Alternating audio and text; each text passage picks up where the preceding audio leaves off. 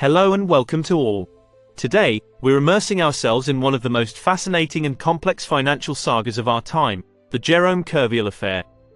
Imagine, one man catapulted to the rank of the world's poorest man, not through bad luck, but by a dizzying chain of risk-taking, daring decisions and, ultimately, financial disaster.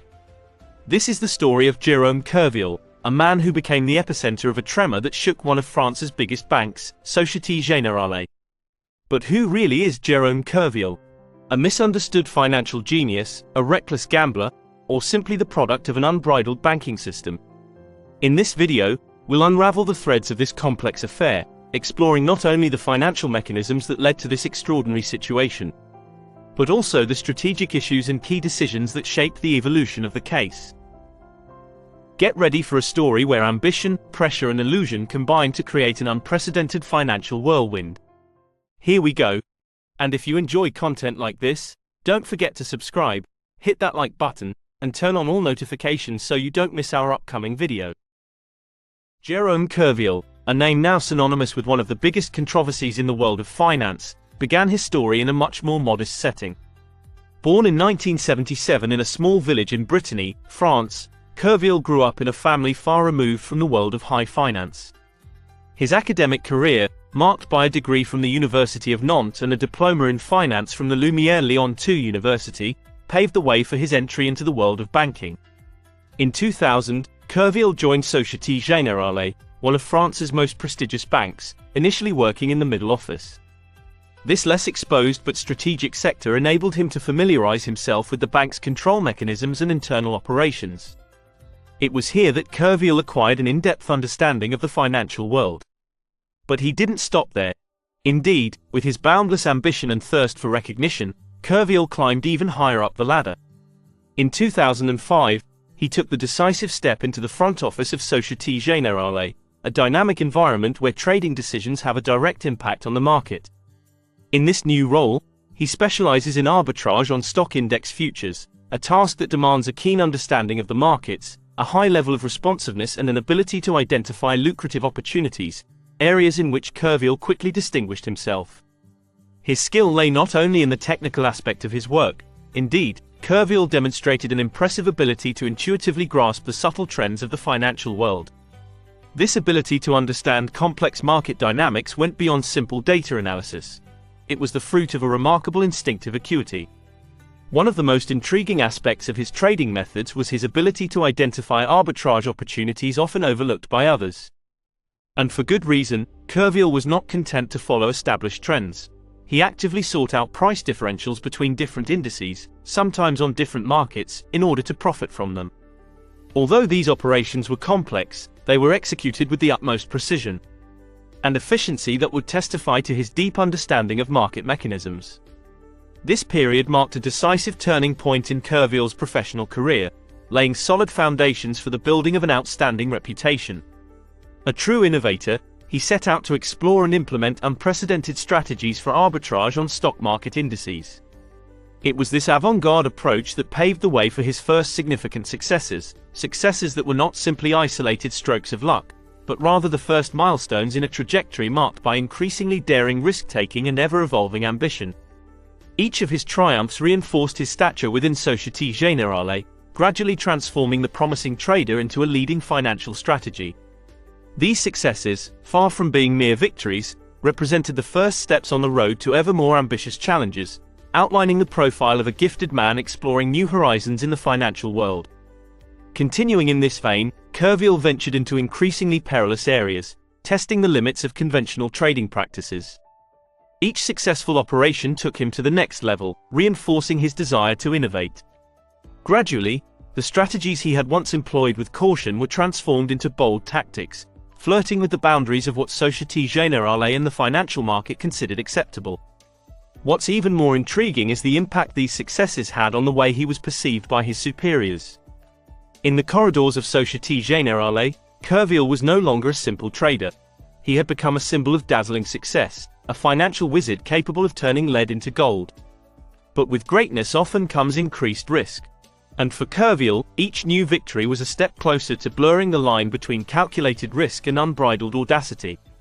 It was this rise to power, both electrifying and perilous, that carved Kerviel's path, leading him to unimaginable heights, but also to a situation that would shake the financial world to its core.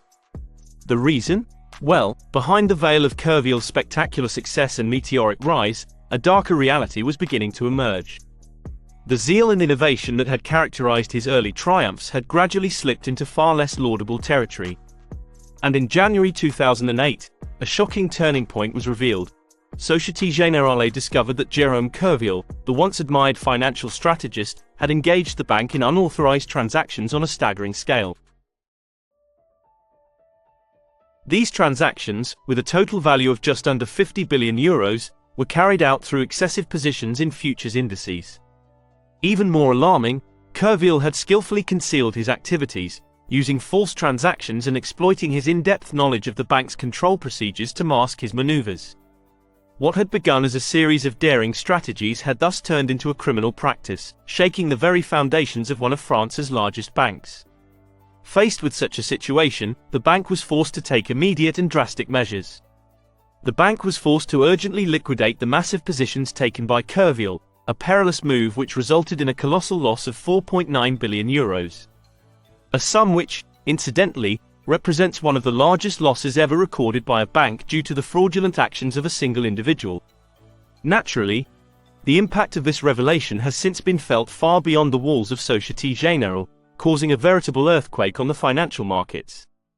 This shockwave inevitably shook the bank to such an extent that the value of Société Générale's shares plummeted, forcing the bank to raise additional funds to consolidate its financial position and regain market confidence.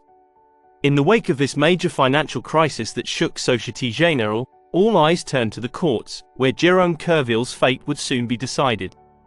The trial, which began in June 2010 and was widely covered by the media, highlighted the many facets of Kerviel's activities within the bank.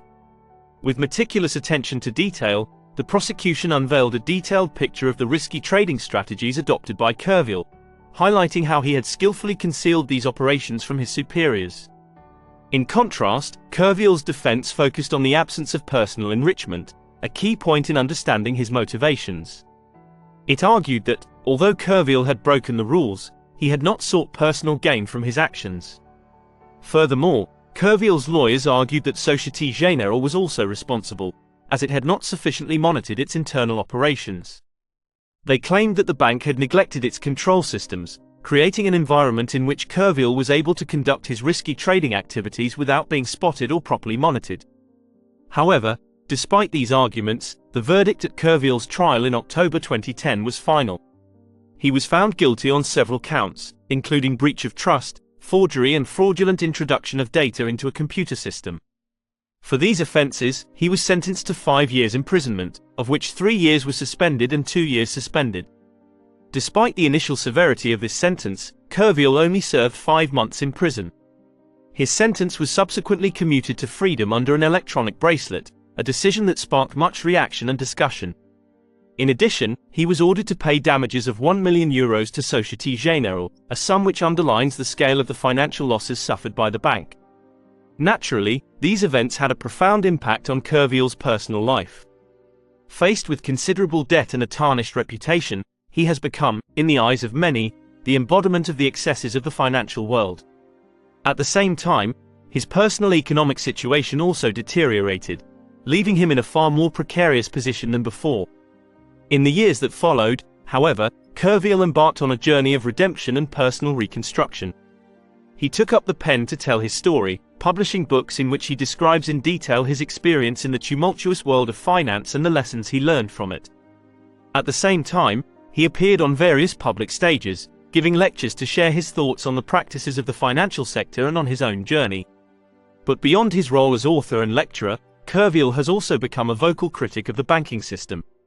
He raised his voice against the dangers of unbridled speculation and called for greater ethics and responsibility in the financial sector. His evolution from ambitious trader to thoughtful speaker on financial issues testifies to a remarkable transformation. This new phase of his life, marked by deep introspection and a willingness to raise awareness of ethical issues, contrasts sharply with his tumultuous past at Société Générale. In conclusion, the Jérôme Kerviel affair remains a memorable chapter in the history of modern finance. It illustrates the complexity and risks inherent in the world of high-level trading.